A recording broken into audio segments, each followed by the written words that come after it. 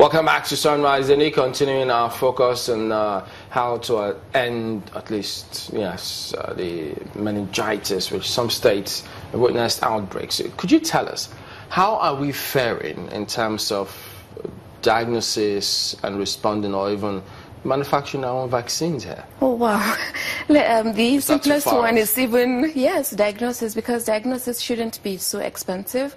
What we have currently is that the laboratories, especially in the hardest hit areas, do not have the capacity to diagnose meningitis. And actually, what does it take? Not very much, a few hundreds of thousands of naira, and laboratory training personnel, and they don't have to be very high up in the field to be able to diagnose, at least, or to be able to run the samples for meningitis would do.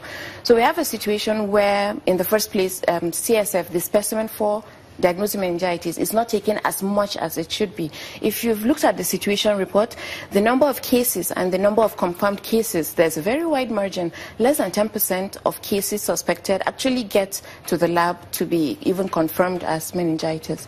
So the physicians don't take the specimen as much as they should, probably because they don't believe the lab has the capacity to handle the specimen, which is partly true.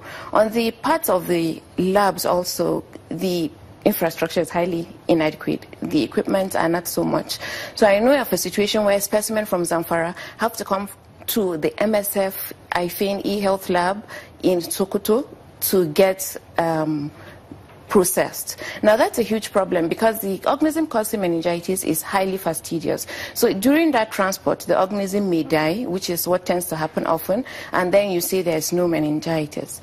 So a way around this is to have what is called molecular methods. Now I know of only 2 facilities in Nigeria. One of them is even a private one that can do the molecular methods, so that if you have a problem in the sample collection or transport, you can still detect the type of or the serotype, or that's even meningitis in the CSF in the first place.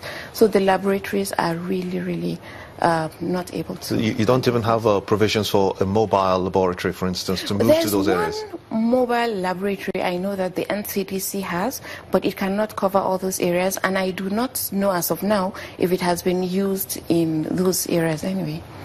So is that part of the reason why we don't have confirmed cases from those deaths? Exactly, yes. That's one of the... In 2015, specimens were flown out of Nigeria for diagnosis. I know there were a lot of complaints, but then there was no choice. That was the only way to do it. So as of 2016, that was why the lab, that's eHealth Africa, and IFIN set up that lab in Abuja, so that at least it can serve as... in Sokoto, so that it can serve as a hub for those areas. And it has been helping. Quite a number of confirmed cases have come from there, and also they've been flown to Yaba in Lagos also, and quite a number of confirmed cases. But considering how often, I mean, we know that this is something that we have on a yearly basis, or we're prone to have on a yearly basis, would you say that we've done what we need to be doing to ensure that we don't have as many casualties from this disease as we, as we are seeing right now? Certainly not, because Kenya actually unveiled their vaccine, I think, last week, and they've not started having meningitis outbreak there. So we started this about 4 months ago. So we should have started reactive vaccination a long time ago. Seeing as at early January, we knew it was serotype C. So what prevented us from requesting for the vaccines, at least even if they were going to be manufactured to be? And then also the the quadrivalent vaccine should have been in stock in Nigeria anyway, because it is a requirement for Hajj. So at least 100,000 doses should come to Nigeria before every Hajj, and Hajj is coming soon. So that should have been at a sort of stockpile to have handled this. So there are definitely plenty of questions to be asking of the Center of Disease Control, I believe. I know for sure that they did start preparing probably last year, but I don't think they prepared enough. If you were to be with the Minister for Health now concerning this meningitis spread, what should you be telling him? Wow, it's quite a lot, because it's like a systemic problem in the health sector. The disgruntlement and the infighting in the health sector hasn't helped at all. So, but especially for the meningitis, it is to prepare for the next one. Because for this one, we were already, it's a little it's too little, too late. I just hope the vaccines come in, the rains come. That is going to be a very good one. And also that we do chemoprophylaxis as long before the vaccines come in. I'm not sure if that is a part of their protocol for now. So what should we be doing, avoiding, to ensure that this doesn't spread any further? Okay, avoid overcrowding, practice good hygiene, good sanitation. If you're a smoker, a good time to stop, because it's has a very high incidence in smokers. And also get the vaccine if you can. The vaccine is very expensive, but it's available in quite a number of private settings in Abuja. I think it costs like 7,000 naira to get. So, of course, only the well-to-do. You say smokers. What makes smokers so liable to meningitis? What's the connection? Okay, because smoking decreases the ciliary activity in the nasal cavity. It also decreases the mucus secretion in the nasal cavity, and also, so it predisposes them to carriage. Now, what happens is 10% of the normal population carry it at any point in time.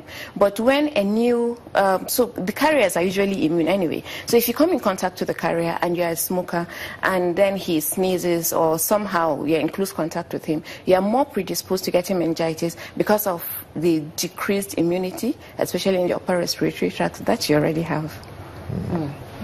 Oh, well, so when you talk about crowding, though, sometimes I imagine that if there was a rally, a conference, one should try and stay away for now. Is that what you mean? Sure, especially if you're in the northern part of Nigeria where the outbreaks are, try and stay away.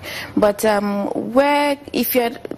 the western part of Nigeria, I don't think that should be a concern. It's a major concern, however, in the north, especially northwest and northeast. So we should be advising politicians not to be organizing rallies at this point in time. We should be advising them to make policy on vaccination. But for what you've seen, are we that far away from getting our own vaccines? Oh yes, we are. Well, now everything depends on leadership and commitment. I think if you get the right person, you can get the country to manufacture a vaccine in 10 to 15 years. But that will have to be with the right person, working in very optimal conditions. The MenAfriVac took 10 years to come to be developed, and it was handled by a very large group of people, in fact. That's why we even have it. It costs $0.5 to produce. The ideal one that we should be using costs probably close to $100. So there has to be a consortium and a group effect to actually bring it to affordable levels that can be used in Nigeria. All right, then that's where we'll have to anchor. Dr. Nubo Amidugu is a clinical microbiologist at the National Hospital of Abuja. Thank you for coming on today. Thank you, my pleasure. So there you go, that's it. But we'll be back in a moment. Don't go away.